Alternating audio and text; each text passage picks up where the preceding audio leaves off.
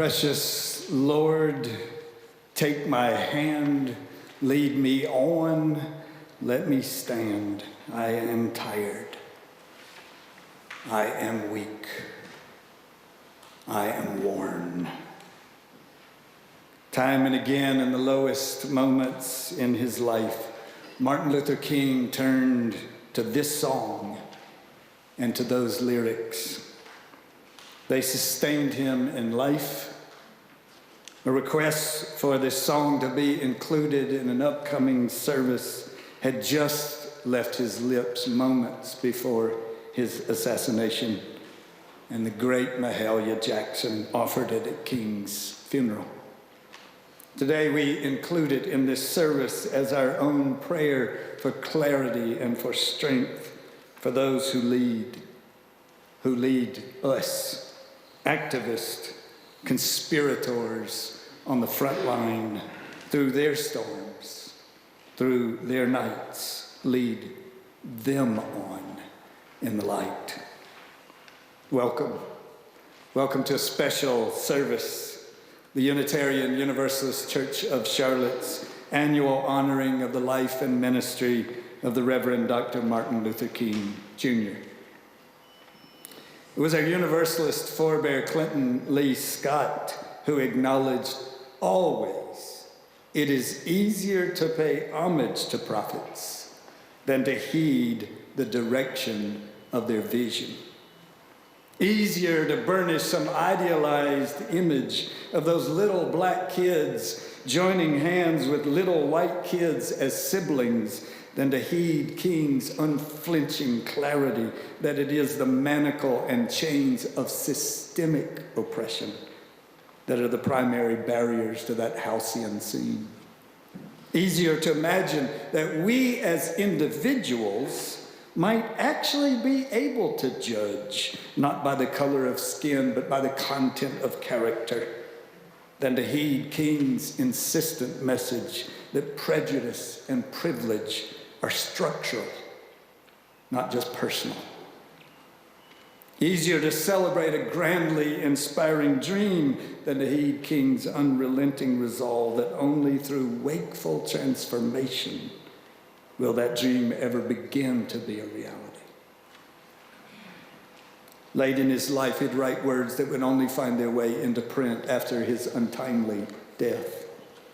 The struggle for justice, he said, is forcing America to face all of its interrelated flaws: racism, poverty, militarism, and materialism. It is exposing the evils that are rooted deeply in the whole structure, he said, in the whole structure of our society. It reveals systemic flaws rather than superficial flaws, and suggests, he says, that radical reconstruction of society itself is the real issue to be faced. Radical reconstruction of society itself. Today we gather both to pay homage and to consider again all that needs to be dismantled, undone, transformed. Today in particular we name among those systemic flaws the deep-rooted evil of mass incarceration and of the prison industrial complex. Today, as we acclaim freedom, we call to mind our siblings who are not free and name the reality that our longing for freedom is, in truth, for all of us who are imprisoned by this deep evil in our social system. King, a man of deep, deep faith, inspired to be sure, but he also challenged, troubled, upset, disturbed. Homage is empty without these continuing to be present as we gather on this day. Let us sing together the song of freedom, but before doing so, as you rise in body and or spirit, please check to make sure your phone is silenced and greet one another with joy.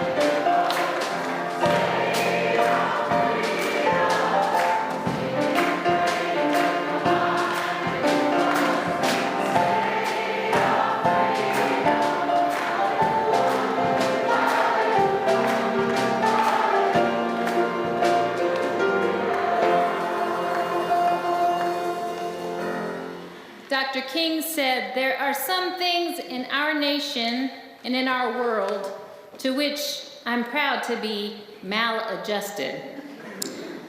He said, I never intend to adjust myself to economic conditions that will take necessities from the many to give luxuries to the few, and leave millions of people perishing on a lonely island of poverty in the midst of a vast ocean of prosperity. We light our chalice today to remind ourselves to be maladjusted right here in Charlotte, North Carolina, and to use our power and our privilege to create a system of justice for all.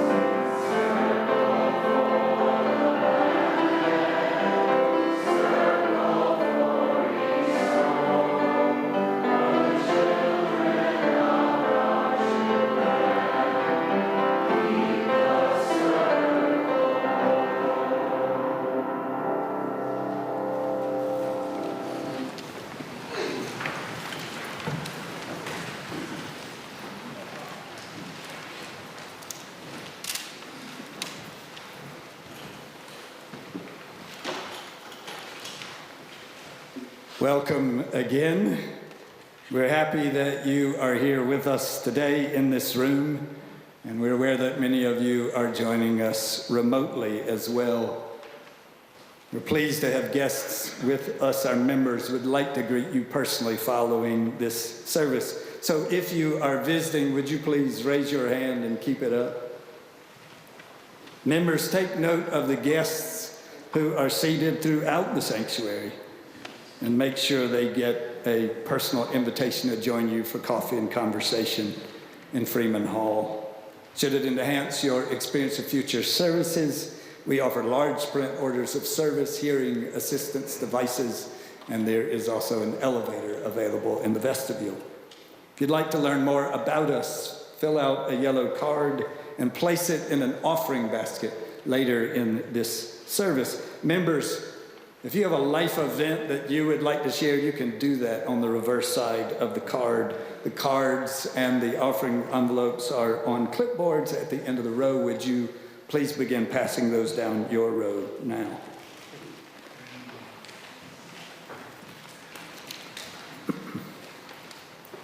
Visitors who are interested in hearing about how to become a member can talk with our membership coordinator, Kelly Green.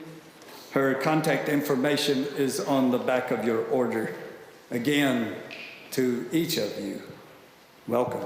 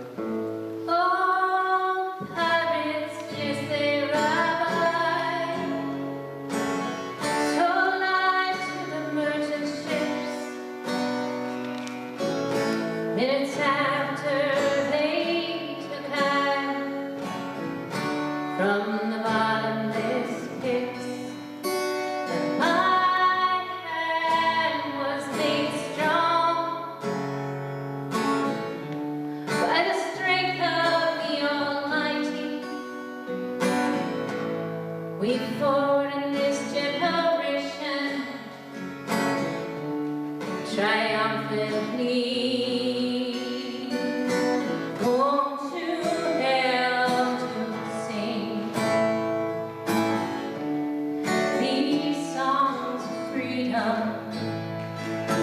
all I ever have. Redemption songs, redemption songs. Emancipate yourself from mental slavery. None but ourselves can free our minds. Have no fear for atomic energy. We won't let them stop time. How long shall they kill our prophets while we stand aside and look? Some say it's just a part of it. We've got to fulfill the book. Won't you help me sing these songs of freedom?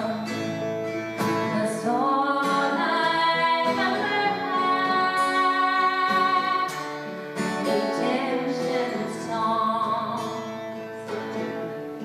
redemption songs.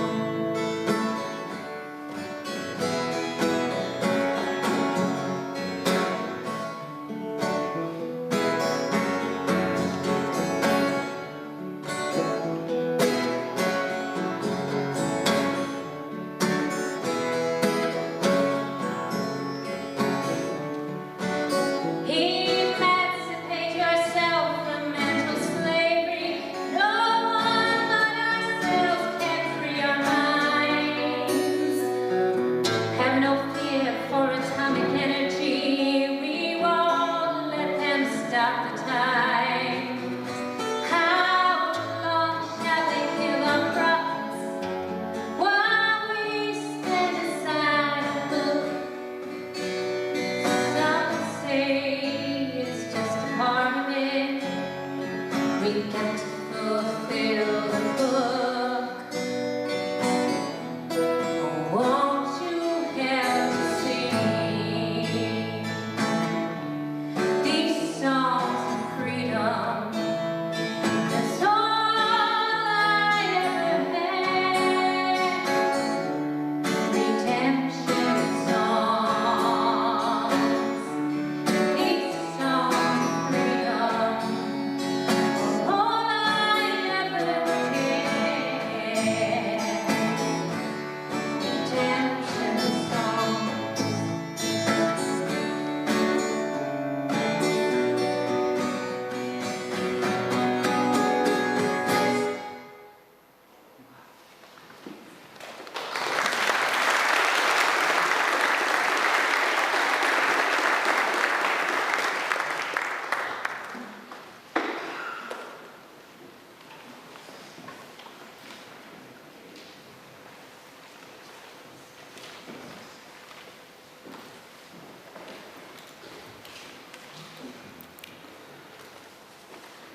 The board of this congregation has issued a clear and compelling call.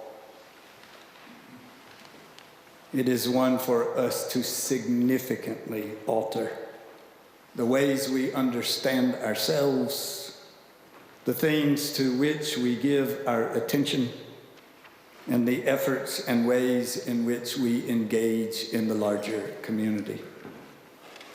In their call, they declare that this significant and necessary change will enable us to become a more outwardly directed faith community, working with others who share a vision of a more just and equitable society. Our board insisted that this commitment requires that we seek out opportunities to listen to people and to ideas that may challenge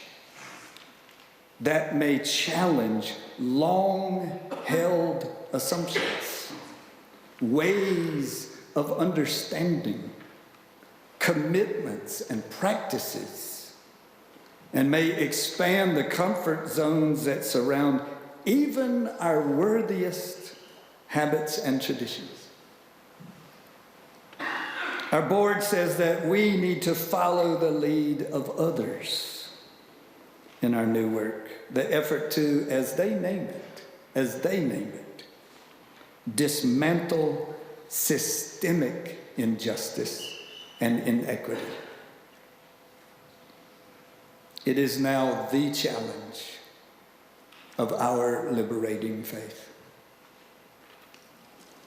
On the way now to becoming a more outwardly focused faith community, we listen in today to a powerful message that can inspire and challenge us anew.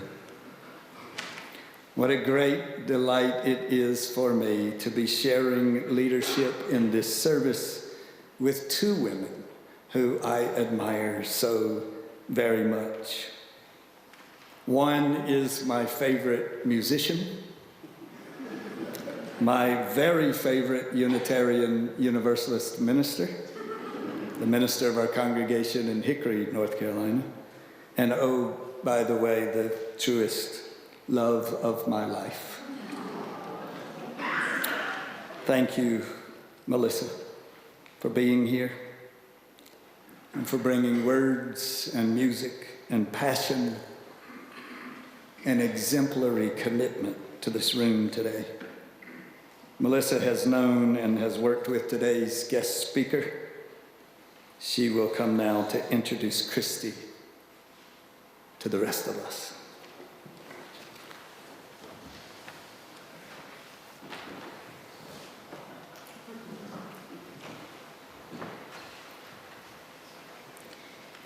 Kristie Puckett Williams is the state campaign director for the ACLU of North Carolina's Campaign for Smart Justice.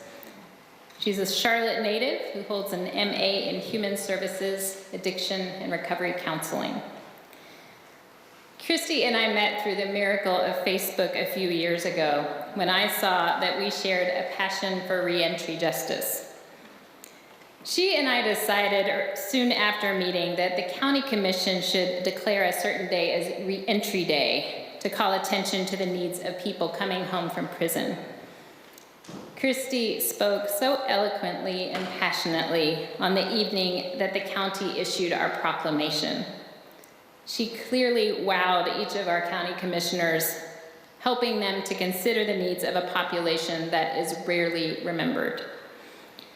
As we left the chamber, I introduced Kristie to a friend of mine, Shanika, who had been a student at the Mecklenburg County Jail. Right away, I became the third wheel, lost in unfamiliar lingo, because Kristie and Shanika found that they had all sorts of people and places in common. They were both survivors of the streets, incarceration, domestic violence, and addiction. That is Kristie's magic. She is able to use her rich lived experience and to meet people right where they are. She shares a powerful message of recovery, restoration, and redemption, whether she's speaking to addicts on Beatty's Ford Road or changing the hearts and minds of our state legislators. I'm so honored to introduce my mentor and my friend, Kristie Puckett Williams.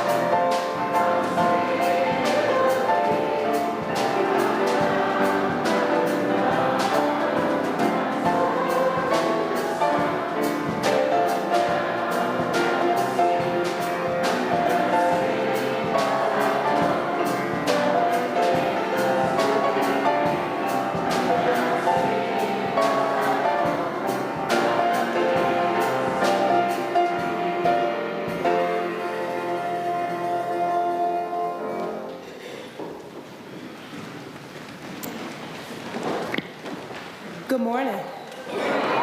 Thank you all so much for having me here today.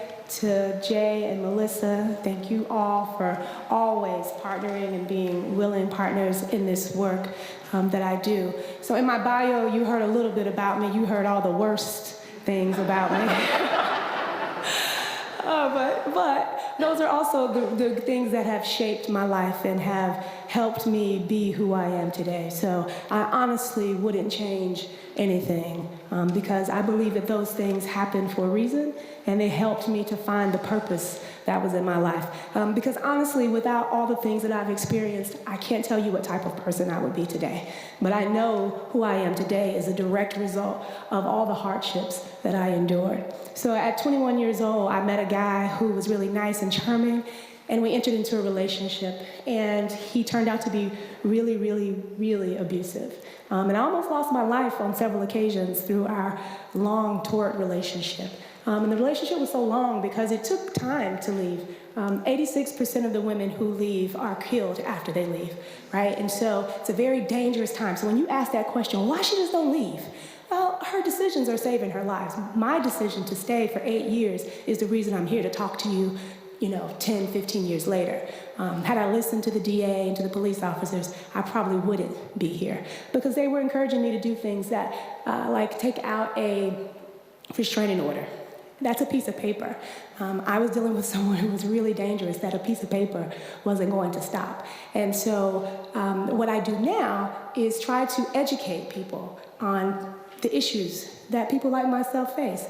One of those major issues is poverty. I was raised on Nations Ford Road and Arrowwood Road on the south side of town into what is now called I always forget, is it the crescent or the wedge? I think it's the wedge, right? So is it the crescent? I can't ever remember. But I lived in that zip code, 28217, which is part of like 6 other zip codes that are the most impoverished in our community. And there's really no excuse for that amount of poverty in Charlotte. Charlotte is a very rich city, We're home to some of the biggest banks in the world. And we are a financial headquarters in the world. However, we have people sleeping on the street. We have people who are working 3 and 4 jobs just to afford a home that they really can't afford anyway. And so when you have that level of poverty that people are existing upon every day, up under, it really is, I call it the violence of poverty. And it's violent because you can't rest and have peace if you don't know if your lights are going to be on or off. It's hard to decide if you're going to be lawful or not if there's no food in your refrigerator and your children are looking at you hungry. And so a lot of the times what we see in our community is we have begun to criminalize people for simply being poor. That was my experience. My bond was $167,000, and I was pregnant at the time with a set of twins, and I languished in the Mecklenburg County Jail for months before I decided to take a guilty plea so that I could get out. And 5 days later, after that guilty plea, I had a set of twins who were born, who are healthy and happy little girls now. But I received no prenatal care the entire time that I was pregnant. And I received no prenatal care because I was not seen as being deserving. I wasn't a woman. I wasn't a mother. I was inmate number 57231. No name, no feelings. But of course I did have feelings. I walked into courtrooms with my big belly shackled at my hands and my feet, reminiscent of my ancestors. Right? Reminiscent of my ancestors. Because what I know about my ancestors is the same thing with me, that our bodies, were the first currency that this country ever had. Before there was dollars, there were African babies, right? And black bodies. And so why does the state still need my body? For free labor, to be quite honest. The state makes a lot of money off the imprisonment of people. In our county, it costs $172 per day to house someone in the Mecklenburg County Jail. That costs you, me, us, $172 a day just to house someone. And what does that housing consist of? Well, it consists of a meal 3 times a day, that's 1,300 calories. Now, you do know that most nutritionists suggest that a person, an adult, receive 2,000 calories a day. That's considered a healthy diet. But pregnant women included are receiving 1,300 calories a day. No fresh fruits or vegetables. That was actually a conversation that we had in the jail a few weeks ago. The women want access to fresh food and fresh vegetables. So all the atrocities that I faced over 10 years ago while incarcerated are still happening today, despite people like me speaking out about it. So what that tells me is, though, it's not just enough for me to do it. I need y'all. I need y'all. And I need y'all because y'all have a credibility I don't have. Let's just be honest. When you go into the courtrooms, you're not going to see anyone who looks like you. All the people who will go before that judge will be black, brown, and if they are white, they're very poor. And so we come together today to talk about Martin Luther King and his vision and his dream. And just like most activists and organizers, he started out talking about the tenets of race and what race meant. But as his work grew deeper, so did his knowledge and understanding grow deeper. And what he came to understand that the race is what was dividing us, but what was uniting about us was our plight in life, the poverty that the average American was living in. Now I know that y'all may not be the average American because we are sitting at Randolph Road, right, in Cotswold area, and Sharon Amity. It's not the hood. By no means, right? By no means is this the hood. So y'all might have a little access, a little bit more privilege than the average person in Charlotte does. And so how will you use that privilege? How are you going to use your white skin? See, because your skin is a commodity. It gets you in and it gets you out of a lot of things. And if you're shifting in your seat because that made you a little uncomfortable, I'm glad. I hope you stay uncomfortable. I hope that discomfort leads to you doing something about it. Because you should be uncomfortable with knowing that there are people languishing in jails and prisons. You should be uncomfortable with knowing that people don't have access to jobs, to living wage jobs. You should be uncomfortable with the fact that people don't have what they need to be lawful. If my words are uncomfortable to you, my actions should be even more uncomfortable to you. Because every day we are fighting. What are we fighting for? We are fighting for equity. We are fighting for justice. And what is justice? Justice is making it right. What makes it right? What makes it right is when all people have equal access, like the Constitution says. We're not asking for anything new. We're asking for what's already been stated to be done. And we need your help for that. I run a program in partnership with the UU Church. It's called Court Watching. And in our court watching, we observe what oftentimes has gone unobserved, which is the proceedings day to day in the Mecklenburg County Courthouse. And we have mainly been observing first appearance court, which is the first time someone is seeing a judge after their arrest. And that is where it is determined if they're going to go home or not. If they don't go home, let me tell you what they stand to lose. Within 2 days, they can lose their job, their housing, custody of their children. People are losing so much every day right down the street on Trade Street. We see a lot on the news about the separation at the border, but people are separated every single day in the courthouse from their family members. And when my court watchers go into that courtroom with their gray hair, their nice white skin, all the privilege in the world, the tone of the courtroom changes. The judges and the clerks begin to whisper to each other, who are they? What are they doing here? And we see good outcomes, sometimes. But what you will notice is this. There are judges who know what the law states should happen, and there are judges who don't know what the law states should happen. Both of them have to be held equally accountable, though, because they are making decisions that affect people's lives every single day. And this is an election year. And although voting is not the only thing that you have to do, because it changes some things, but it didn't bring us the civil rights movement. It didn't bring us the ability to march and to rally and to organize. It didn't end slavery, it didn't end mass incarceration, and it did not end Jim Crow laws. Voting didn't do that. It, in addition to other organized actions, the culmination of those actions is what brought the change that we see today. And if we want to change the things today, we do have to vote, but we also have to be informed about who and what we're voting for.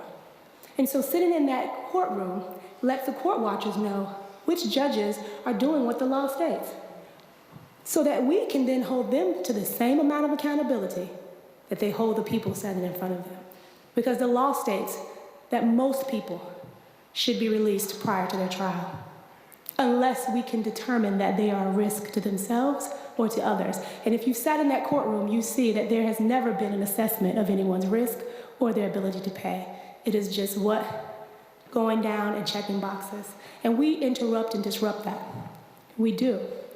We make sure that the judges, when they see us, they begin to take a longer, careful consideration about people because they know that we're watching. And they don't know what we're watching for. They have no idea. They know we're watching. They don't know what the outcome is going to be, so they tend to be on their best behavior, right? And so what is my ask of you today? Because I could ask you to do a lot of things. I could ask you for your money, but that's not going to help us. Not right now. I need your most valuable asset, which is your time. I need you to take the time to get to know what the issues surrounding mass incarceration are. Why is mass incarceration an issue? How is it an issue in your community?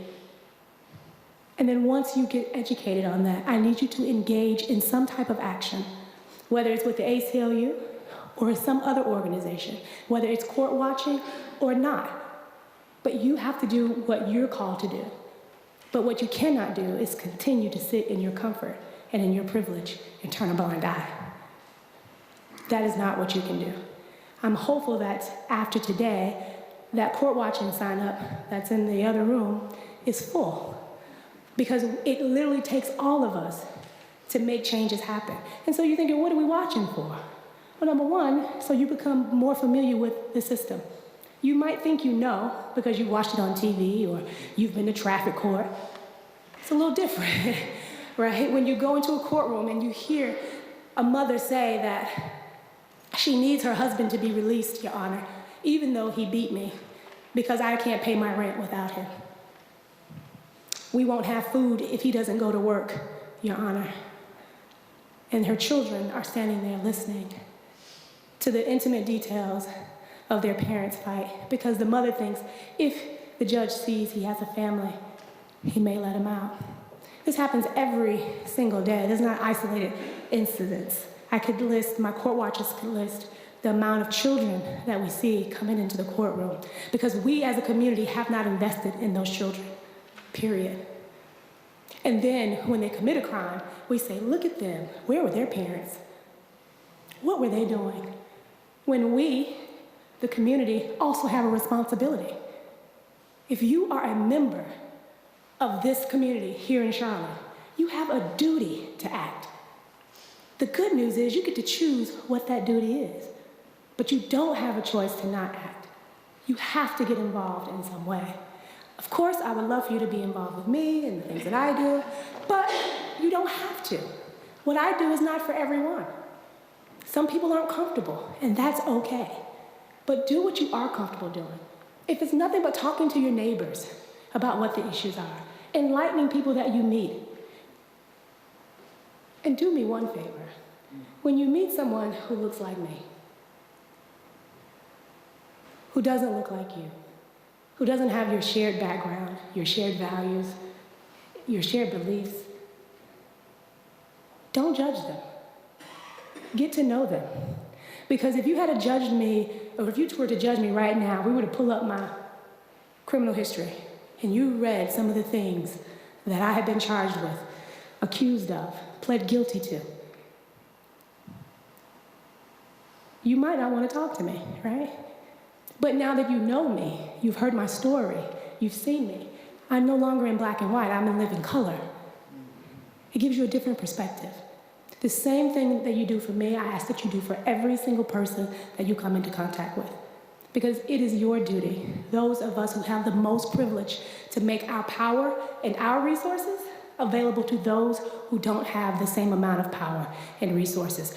And if you do get into this work, you have to put aside your privilege and dig in deep and lean into this work with, right? I know that, oftentimes y'all have been conditioned that you're the smartest and the best, right? That's a part of white supremacy, that whiteness is correct and that whiteness knows. And so it can be uncomfortable following the leadership of Black, brown, indigenous people. That can be uncomfortable.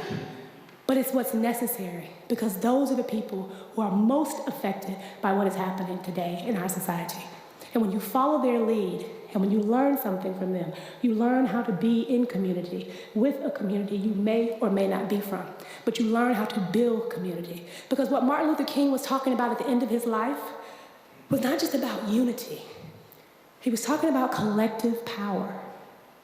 And collective power is what we build together to create, to cause the shifts that we would like to see in those systems that we know that were designed to enslave, dehumanize, and demoralize. If you don't take anything else from what I'm saying today, take action today in some way, shape, or form. Decide that you will not settle to live in a city that is so rich and so resourced, and resolve that we can't figure out homelessness, that we can't figure out how to serve people with addictions, that we can't figure out how to engage people who engage in criminal behavior in meaningful, transformative ways. Because locking someone up does not change who they are or what they do. They change who they are and what they do. And your job is to create the parameters, how do I want to frame it? To create the container for them to be able to do so with your power and your resources. To my court watchers, raise your hand if you're in the room. Thank you so much. Mr. Manny back there in the back, thank you so much. I'm gonna be 100% honest. I started out at this position as the regional field organizer here in Charlotte, and as a result of our hard work in the court watching program, I received a promotion. I would not have received that promotion without the partnership and the volunteers of the UU Church, who really made our court watching program successful, so successful that it is being copied throughout ACLU affiliates throughout the country. So thank you, thank you, thank you. Thank you for your time, thank you for your energy. I look forward to seeing y'all down at the courthouse.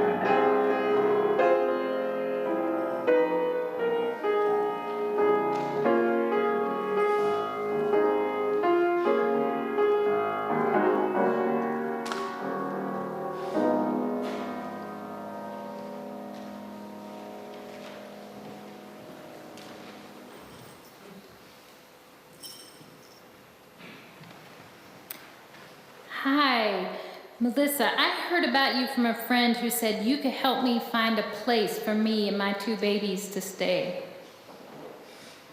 I got that message on my phone about a year ago from a woman named Davina. She had served more than 5 years in prison for vehicular manslaughter. She did her time, now works as an assistant manager at a fast food restaurant for $10 an hour. Despite many apartment applications, she hasn't found anyone willing to rent to her. For the last 16 years, I've worked at the Mecklenburg County Jail teaching life skills classes. The vast majority of women I've met in my classes share similarities with Kristie. Victims of trauma, eager to rebuild their lives after a mistake or a difficult period of addiction. When these women I care about leave jail or prison, they hit ugly barriers in our community. One of the primary roadblocks is housing. Receiving desperate calls from people with records needing a safe place to stay, I used to be energetic and hopeful. With my privilege and with my connections, I just knew I could get things done for people. And it's a great feeling when I can help. But my ability to be helpful is rare these days. With the rental market getting more and more competitive, many landlords simply dismiss applicants with criminal records. Nonprofit agencies who we expect to fix everything aren't much better.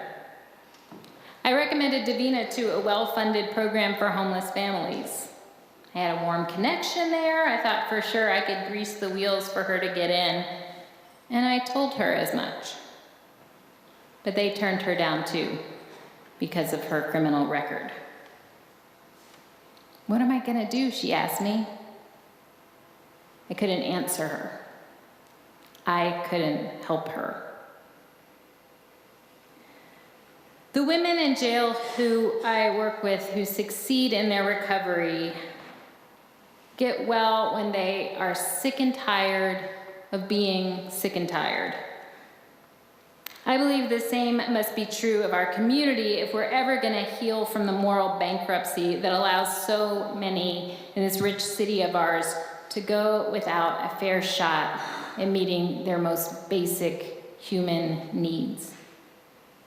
I am sick and tired of being sick and tired of hearing there's not enough money to end homelessness. Sick and tired of being sick and tired of people I love being treated as disposable.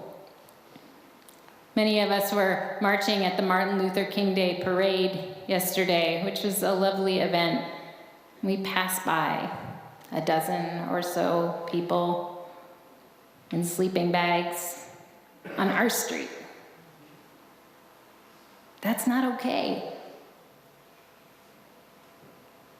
Sick and tired members of our community, including Kristie and I, started a coalition last year called the Reentry Housing Alliance, so that we can work on making the systemic changes needed to positively impact every person coming home from prison. We will demand this year the people with records are not excluded from publicly funded affordable housing that's being built. We will demand this year that our city and our county and state use our money to fund residential programs that specifically meet the needs of reentering people, including parents like Davina. We have a dream that every person coming home will be judged not by the worst mistakes that they've made, but by their inherent worth and dignity. I expect Davina will call again, asking if I've heard of anything that can help her. I can't help her, but I truly believe that together we can.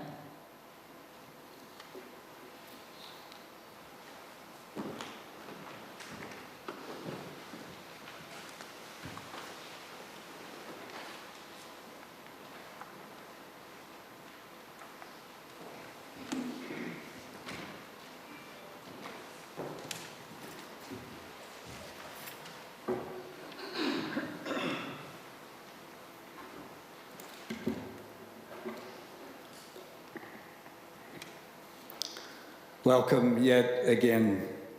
The true life of this congregation unfolds beyond this room. If you only experience us here, you will never know this congregation. There's a wide variety of gatherings and activities, just a few of which you'll find printed in today's order. So to the pitch for today. Many of us here have come to know, respect, admire, and appreciate Kristie Puckett Williams through her leadership of our court watching effort. As you heard, each week members of our congregation don their People Not Prisons t-shirts and take their places inside courtrooms in the Mecklenburg County Courthouse to document carefully the experiences of those who are caught up in this system. We're so grateful for Kristie's training, her organizing, and for her compelling and compassionate leadership. So if you would like to be a part of this effort, there's a sign-up sheet today on the table, in the adult programming table in Freeman Hall. Add your name so that you can join others who truly are delighting in this wonderful opportunity to make a real difference. We name into our collective concerns on this day our members, Elaine Camp, who grieves the death this week of her sister, Joe and Lauren Simmons, who are concerned for Joe's grandma, who is under the care of hospice and not expected to live. Carrie Ann Wolfe and her family have special concerns for her parents and for her brother-in-law. It's a family in need and asking directly for our prayers. There are others in our congregation whose needs we know are persistent and ongoing. Amidst challenge and concern, there is always joy. There is always joy. I've never met anyone who stepped out from behind the veil of spirituality as some private concern and into some work to which they were called in the larger community who did not find that experience full of joy. That's what you're being invited into today, those of you who've not yet taken advantage of this opportunity. There's a happy note in this congregation, always many. I've been asked to announce the engagement of our members, Chris Clark and Denise Weldon. Congratulations, Chris and Denise.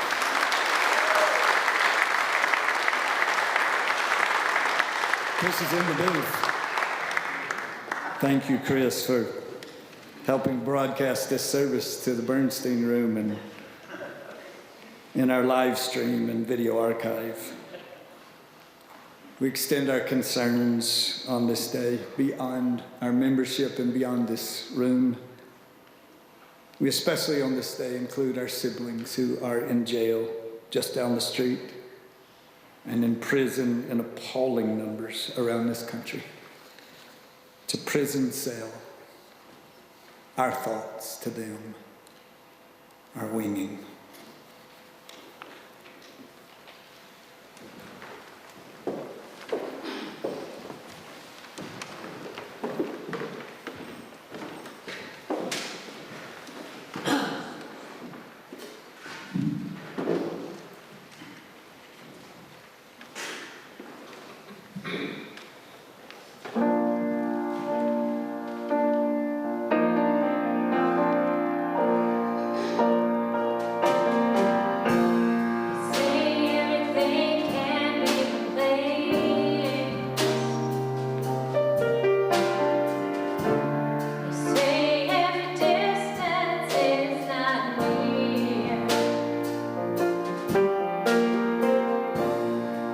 So I remember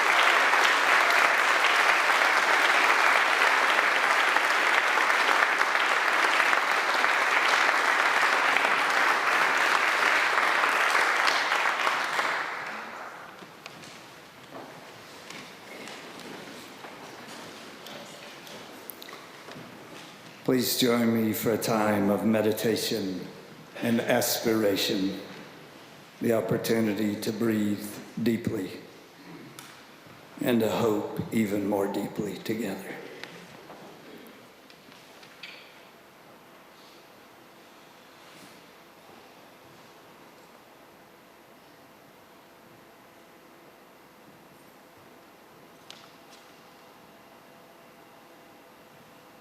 Lux eterna.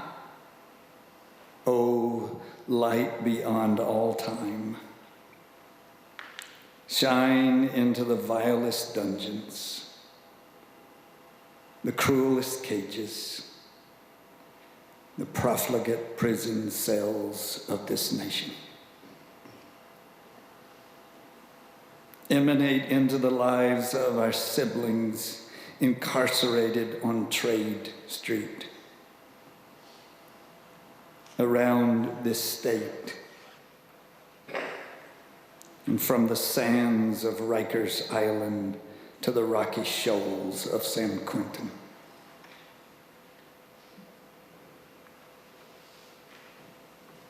In that light, may we see more clearly the principalities and powers creating and benefiting from a system in which some are still more likely to wear manacles and chains than caps and gowns.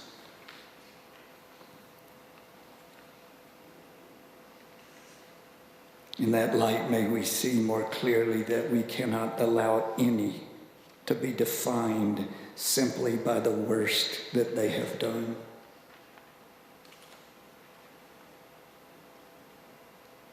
May the primary color of justice be enhanced by the rich hues of mercy, even as the song of mercy is played in the key of justice.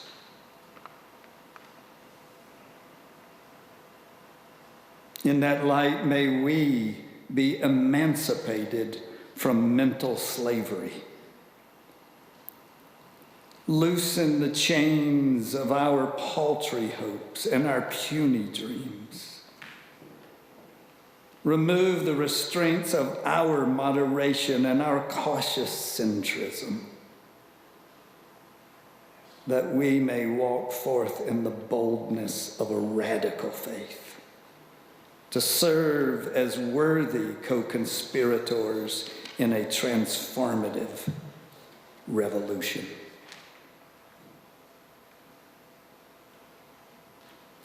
lux eterni. O light eternal, come, we pray. Shine from the east down to the west, and from the west down to the east, and in that liberating light, may we all find release.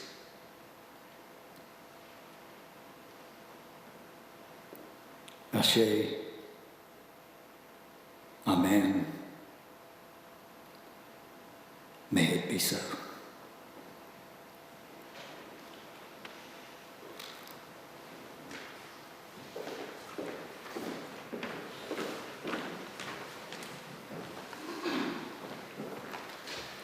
Good morning. My name is Ben Baxter, and I am the chair of our stewardship committee this year.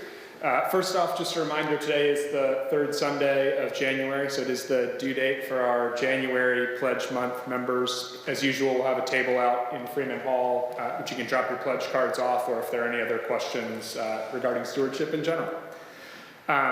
Beyond that, going to try a little bit of an interactive exercise here. So going to ask a few questions. If any of these apply to you, we'll ask you to raise your hand and keep it up. You may have to keep it up for 30 seconds or a minute, but just if you'll bear with me. So how many of you out there have participated or taken pride in the community activities that this church either does itself or supports, whether that's Room in the Inn, a Child's Place, the Affordable Housing Advocacy, the great Court Watchers program we just heard about?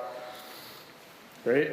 How many of you are or have children or grandchildren who have benefited from CYRE and the great message of compassion and dignity that those programs support?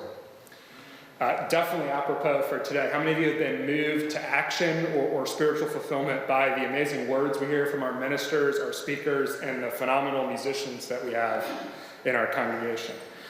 Been enlightened or challenged by any of the adult programming that we have around racial, economic, social justice? Or finally, just benefited from friendship or fellowship or the congregational care in times when you need support? So it's a lot of hands for a long time. I'm not great at numbers, but I think that's about 100%. I didn't even have to ask about who likes having lights on or heat or air conditioning or any of that stuff, so that's good. Of course, all of these things are only possible due to our combined stewardship of this committee, or of this community, where we together put our financial resources into the things that we care deeply about. At the start of our fiscal year, we announced our Yes campaign, where we challenged all of our members to increase their pledge levels by 8% or more to meet our budgetary needs for the expanded mission and programming of this community. Through the first 4 months of that campaign, the great news is we've had over 75 members or families meet that goal. And we're extremely grateful for that, and it's inspiring to see the range of activity. It's from folks whose pledges are in the tens of thousands of dollars to folks who are pledging $100. It's something that we all play an important part in. Now, all that said, think back to our 100% of hands up in the air. If we go through the roster of the first 4 months of the campaign and ask those to raise their hands who have met that 8% challenge, we'd only see about half the hands in the room go up. It is January. The minute you're thinking and talking about your budget for the year, how you're going to deploy your resources, we'd just like to ask that, again, as you're having those conversations, those thoughts, you keep this community and this campaign in mind. Whether your month is January, whether it's already passed, whether it's yet to come, whether you've met the 8% challenge or not, just really ask everybody to consider your commitment to this community, its mission, and whether there's room to do more. Thank you. With that, let us give and receive the offering.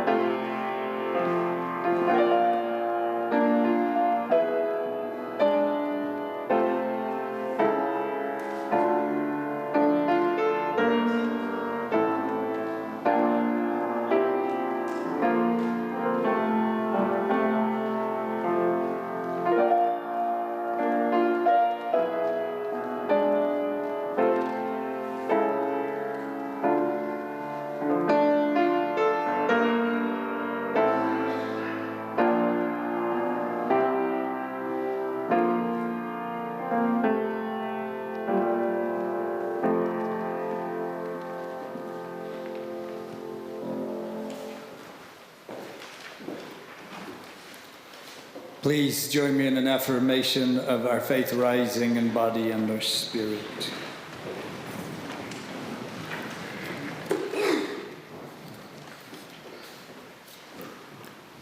There are some things in our society, some things in our world, to which we should never be adjusted. There are some things concerning which we must always be maladjusted if we are to be people of goodwill. So let freedom ring from the prodigious hilltops of New Hampshire. Let freedom ring from the mighty mountains of New York. Let freedom ring from the heightening Alleghenies of Pennsylvania. Let freedom ring from the snow-capped mountains of Colorado. Let freedom ring from the curvaceous slopes of California. But not only that. Let freedom ring from Stone Mountain of Georgia. Let freedom ring from Lookout Mountain of Tennessee. Let freedom ring from every hill and molehill in Mississippi. From every mountainside, let freedom ring.